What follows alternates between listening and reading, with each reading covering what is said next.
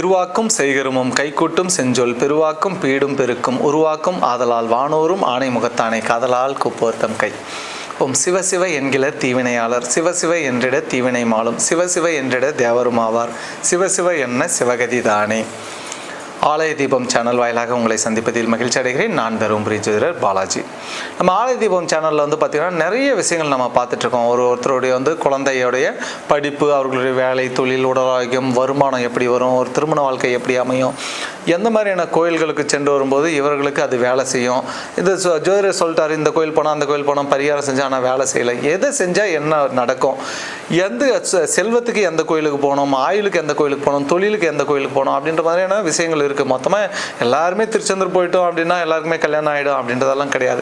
திருச்செந்தூர் நான் கேட்டிருக்கேன், ஒரு வருஷமாக போயிட்டுருக்கீங்க. ஆமாம் சார், மாதம் போகிறோம். என்ன நடந்துச்சு? ஒன்றும் நடக்கலையே சார். அப்போ உங்கள் ஜாதத்தில் உங்களுக்கு முதல்ல என்ன கோயில் அப்படின்றத தேர்ந்தெடுத்து போங்க அப்படின்னு நம்ம சொல்லிட்டு இருக்கோம்.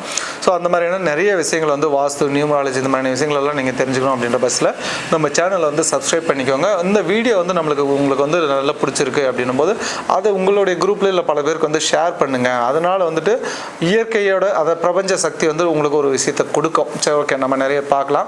இன்றைக்கி நம்ம பார்க்குறது ஒவ்வொருத்தருக்கும் 3 விஷயங்கள் முக்கியம். அடிப்படை தேவைகள் 6ஆம் வகுப்பில் வரும். ஒரு மனிதருக்கு அடிப்படை தேவைகள் என்பது உணவு, உடை, இருப்பிடம். இருப்பிடம் அப்படின்றது ஒவ்வொருத்தருக்கும் எலிவலையானாலும் தனி வலை வேணும் அப்படின்னு சொல்லுவாங்க. ஒவ்வொருத்தருக்கும் ஒரு வீடு தான் கனவு இல்லம். அந்த கனவு இல்லம்னு பேர். ஒவ்வொருத்தருக்கும் ஒரு வீடு அமைஞ்சிருச்சு அப்படின்னாலே அவங்க லைஃப்பில் பாதி செட்டில் ஆகிட்டாங்க. திருமணம், காரு, பசங்களுடைய குழந்தை பிறந்துருச்சு, பசங்களை நல்ல ஸ்கூலில் சேர்த்து, அப்போ அவங்க லைஃப் ஃபுல்ஃபில். நாளைக்கு அந்த குழந்தைங்களுக்கு திருமண வாழ்க்கை, அவங்களுடைய எதிர்காலம், இதுதான் ஒருத்தருடைய நிறைவான வாழ்க்கை அப்படின்னு பேர். அப்போ அதுக்கு அடிப்படையாக தேவை ஒரு வீடு. ஒரு வாடகை வீட்டில் இருக்கோம் அப்படின்போது ஒரு ஜோதிடம் பார்க்குறோம், இல்லை ஒரு வாஸ்து பார்க்குறோம்னா வாடகை வீட்டை நாங்கள் என்ன சார் பண்ண முடியும், வாஸ்துவில் இது குறை தப்புன்றீங்க, இந்த பக்கம் காம்பவுண்ட் இல்லைன்றீங்க, நான் போய் ஹவுஸ் ஓனருக்கு காம்பவுண்ட் போடுன்னா சொல்ல முடியும். ரெண்டாவது அவங்க இருக்கிற இடம் ஃபுல்லாக கட்டிட்டாங்க, இப்போ அவங்க போய் எங்கே காம்பவுண்ட் போடுவாங்க. அப்போ வாடகை வீட்டிலேருந்து நான் இந்த இடத்துல ஒரு உடச்சி ஜன்னல் வையினா அது நான் போய் ஹவுஸ் ஓனர்கிட்ட போய் என் வீடு அது. அப்போ ஒவ்வொருத்தருக்கும் சொந்த வீடு இருக்கும்போது அவங்க வாஸ்துப்படி பிளான் பண்ணி எங்கே ஜன்னல் வரணும், எங்கே வாசல் வரணும், சுற்றி காம்பவுண்டு போடணும், எந்த இடத்துல அதிகமான ஸ்பேஸ் விடணும், எந்த பக்கம் விடக்கூடாது, ஆண் குழந்தை இருந்தால் எந்த பக்கம் வாசல் வைக்கணும், பெண் குழந்தை இருந்தால் எந்த பக்கம் வாசல் வைக்கணும், அது எந்த மாதிரியான வீட்டு அமைப்பு இருக்கும்போது அது ஆண்கள் பேரில் ரெஜிஸ்டர் பண்ணுறதா, பெண்கள் பேரில் ரெஜிஸ்டர் பண்ணுறதா, இந்த மாதிரியான விஷயங்கள் எல்லாம் வீடு அப்படின்றது ஒவ்வொருத்தருக்கும் கனவு. அப்போ யாருக்கு சொந்த வீடு அமையும், யாருக்கு அமையாது, எந்த காலகட்டத்தில் அமையும், அமைஞ்சதுக்கப்புறம் அவங்க அந்த சொந்த வீட்டுக்கு குடியேறுவாங்களா, இல்லை மறுபடியும் அதை வாடகைக்கு விட்டு போய் வாடகை வீட்டில் இருப்பாங்களா அப்படின்ற விஷயங்களை நம்ம பார்ப்போம். ஒரு குடும்ப ஜாதகம் அப்படின்றது பார்த்திங்கன்னா, இப்போ ஒரு குடும்பத்தை எடுத்துக்கோங்களேன். ஒரு கணவன், ஒரு மனைவி, அவர்களுக்கு 2 குழந்தை, ஒரு ஆண் குழந்தை, ஒரு பெண் குழந்தை, இல்லை 2 ஆண் குழந்தை, இல்லை 2 பெண் குழந்தை, எப்படி வேணால் இருக்கட்டும். அப்போ அந்த 4 ஜாதகம் ஒரு குடும்ப ஜாதகம்னு பேர். அப்போ ஒரு ஜாதகத்தில் என்ன மாதிரியான அமைப்பு இருக்கோ அதுதான் அந்த 4 ஜாதகத்துலேயும் வரும். சார், இப்போ இந்த குழந்தையோட அப்பாவுக்கு 45 வயசு ஆகுது, 45 வயசு முன்னால் பிறந்தவர் இவர். குழந்தைக்கு இன்றைக்கி 12 வயசு ஆகுது. இத்தனை வருஷம் டிஃப்ரெண்ட்டில் பிறந்த இந்த குழந்தையோட ஜாதகமோ அந்த ஜாதகமும் எப்படி ஒரு மாதிரி இருக்குன்னு சொல்கிறீங்க அப்படின்னும் போது, இந்த பெண் ஏதோ ஒரு மாவட்டத்தில் பிறந்தாங்க, யாரோ இதுக்கு முன்னால் முன்பின் தெரியாத ஒரு குடும்பத்தில் பிறந்த பெண்ணை தான் நான் கட்டிட்டு வந்தேன் அப்படின்னும் போது ஒத்ததை ஈர்க்கும் அப்படின்னு பேர். அப்போ உங்கள் ஜாதகத்தில் வீடு இருக்குது அப்படின்னா அந்த பெண் ஜாதத்துலேயும் வீடு இருக்குது, பிறக்கிற குழந்தைங்க ஜாதத்துலேயும் வீடுன்ற ஒரு அமைப்பு, நல்ல அமைப்பாக உங்களுக்கு வீடு கிடைக்கும்னு தான் வரும். அப்போது வீடு என்றாலே மண் மனை அப்படின்னாலே, மண்ணுன்னா இடம் ஆறுது, மனைன்னா வீடு கட்டுது. மண் மனை அப்படின்னாலே செவ்வாயை பார்க்கணும். சார், எனக்கு வேலை வேணும் சார், சனியை பார்க்கணும் சார், திருமணம் ஆகணும் சார், ஆண் ஜாதத்தில் சுக்கிரனையும் பெண் ஜாதத்தில் செவ்வாயும் பார்க்கணும். அப்படி பார்க்கும்போது அப்போ மண் மனை அப்படின்னாலே செவ்வாய் பகவான் எப்படி இருக்காருன்னு பார்க்கணும். சார், எனக்கு நான் வீடு கட்டுவேனா சார், சொந்த வீடு எனக்கு உண்டா சார் அப்படின்னு கேட்டாலே அங்கே செவ்வாயை பார்க்கணும். அப்போ ஒருத்தருடைய ஜாதத்தில் பார்த்திங்கன்னா செவ்வாய் ராகுவோட இருக்குது, கேதுவோட இருக்குது, ராகு கேதுவோட நட்சத்திரத்தில் இருக்குது, சனியோட சேர்ந்துருக்கு, சனியால் பார்க்கப்படுகிறது, சனியோட நட்சத்திரம் இருக்குதுன்னு ஒரு ஜாதகத்தில் வந்தாலே மற்ற 3 ஜாதத்துலையும் இப்படி தான் இருக்கும்.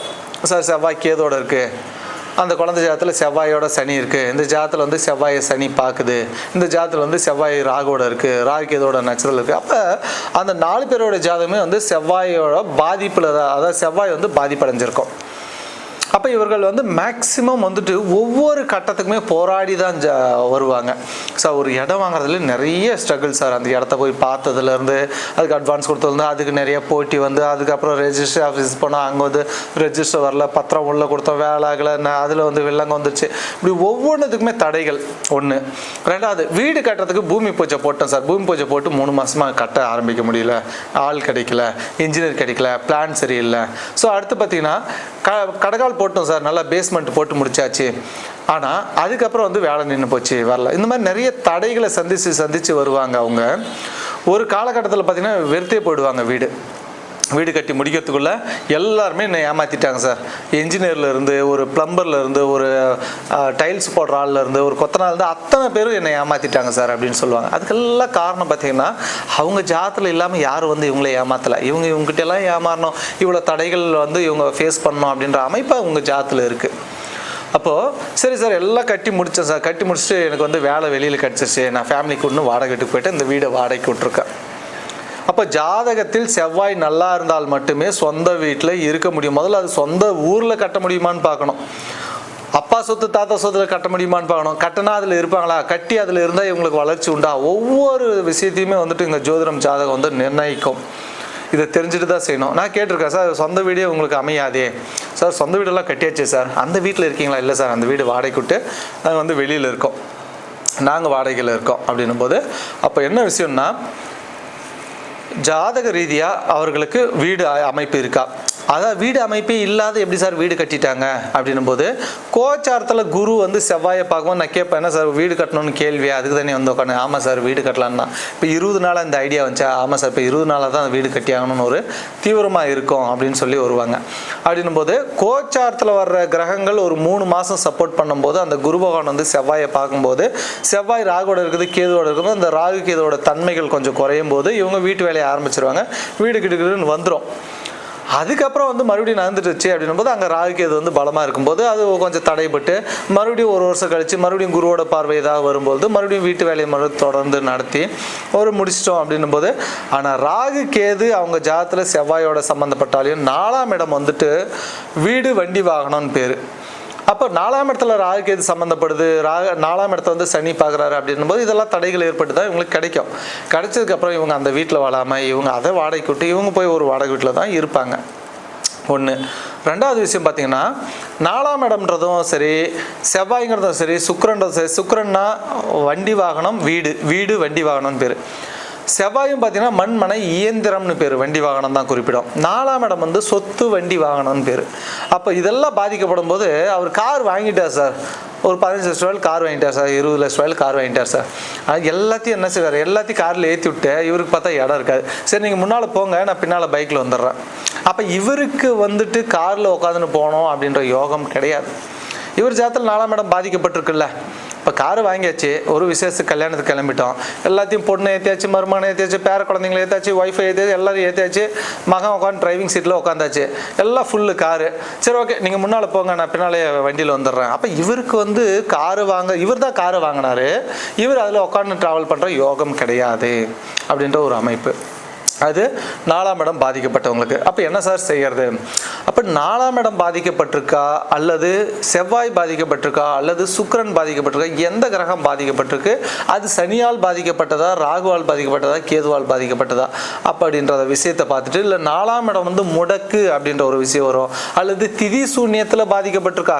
சார் சுக்கிரனும் நல்லா இருக்கு, செவ்வாயும் நல்லா இருக்கு, ஏதோ ராகுகேதோட சேரல, ராகுகேதோட நெசல் இல்லை, சனியோட சேரல, சனியோட பார்வையில் இல்லை, சனியோட நெசல் இல்லை, ஆனால் எனக்கு இந்த பாதிப்பு இருக்கேன்னு பார்க்கும்போது அப்போ 4ஆம் இடம் திதி சூன்யமானு பார்க்கணும், இல்லை 4ஆம் இடம் வந்து முடக்கு ஏற்பட்டுச்சான்னு பார்க்கணும். இதெல்லாம் பார்த்து அப்போ முடக்குக்குன்றது ஒரு கோயில், முடக்கு இந்த கோயிலுக்கு போயிட்டு வந்தால் முடக்கு ரிலீஸ் ஆகிடும், இந்த கோயிலுக்கு போயிட்டு இப்போ வந்தால் திதி சூன்ய பாதிப்புலேருந்து நிவர்த்தி ஆகிடும். அப்போ இந்த கோயிலுக்கு போயிட்டு வந்தால் செவ்வாய் வந்து பலம் பெறுவார், இந்த கோயிலுக்கு போயிட்டு வரும்போது சுக்கிரன் பலம் பெறுவார். அப்போ உங்கள் ஜாதகத்தில் வந்துட்டு இடம் வாங்குறதுக்கு தடையா, வீடு கட்ட தடையா, பூமி பூஜை போட்டு தடைப்பட்டு நிற்குதா, கடகால் போட்டு கட்டணம் எழும்பாமல் இருக்கா, ஒரு காருக்கு வந்து அட்வான்ஸ் எல்லாம் கட்டும் சார், போய் எடுக்கிறதுக்கு டெலிவரி டேட் வந்து மாறி வருது, இன்னும் கார் வரலன்னு சொல்கிறாங்க. இந்த மாதிரி எல்லாம் அதெல்லாமே வந்து தடையாக பார்க்க வேண்டும். இந்த டேட்டில் கொடுக்குறோன்னு சொன்னாங்க சார், வரல சார், இன்னொரு 15 நாள் ஆகும்னு சொல்லிட்டாங்க, இல்லை தடையாக பார்க்கணும் நீங்கள். அப்போது அதில் எந்த கிரகம் பாதிக்கப்பட்டது, அது எந்த கிரகத்தால் பாதிக்கப்பட்டது அப்படின்றத தெரிஞ்சுக்கிட்டு அதற்கான கோயிலுக்கு போகணும், அதற்கான பரிகாரம். மொத்தமாக வந்து ஒரு இடம் வாங்கணும், வீடு கட்டணும், திருச்செந்தூர் போயிட்டு வா, வீடு கட்டிடுவோம் நீ. அப்போ திருச்செந்தூர் வந்து லட்சக்கணக்கான பேர் போயிட்டு இருக்காங்க. அப்போது அத்தனை பேரும் வந்து இன்னைக்கு வந்து வீடு கட்டிட்டாங்களா? ஒவ்வொருத்தரும் வந்து தங்க தூங்க வீடு இல்லாமல் வாடகை வீட்டில் இருந்து, ஓட்டு வீட்டில் இருந்து, மழை பெய்யுதுன்னும் போது மழை வீடு ஃபுல்லாக மழை நிறைஞ்சு சொட்டு சொட்டுன்னு ஒழுகின்னு எங்கேயும் படுக்க இடம் இல்லாமல் குறுகி ஒரு வீடெல்லாம் போய் பார்க்கும்போது, சார் இங்கே சமைப்போம் சார், இங்கே படுப்போம் சார், இங்கே இந்த விஷயம் சார், அந்த விஷயம் சார், அப்படியே ஒரே ஒரு ரூமு, சின்ன ரூமு 10x10 கூட இருக்காது, அதுலேயே சமைச்சுன்னு அதுலேயே படுத்துட்டு அவ்வளோ வந்து சிரமத்தில் இருக்காங்க. அப்படிங்கும்போது அவங்களாம் திருச்செந்தூர் போகவே இல்லையா?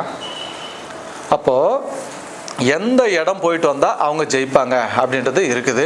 ஸோ அதனால் உங்கள் ஜாதகத்தில் 100% வந்து 4ஆம் இடம் சுக்கிரன் செவ்வாய் இதை பார்த்து, அது முடக்கா திதி சூன்யமாக எந்த கிரகத்தால் பாதிப்பு ஏற்படுது பார்த்து அந்த கோயிலுக்குரிய இடத்துக்கு போகும்போது தான் அது ரிலீஸ் ஆகும், உங்களுக்கு எல்லாமே கிடைக்கும், அதை அனுபவிக்க முடியும்.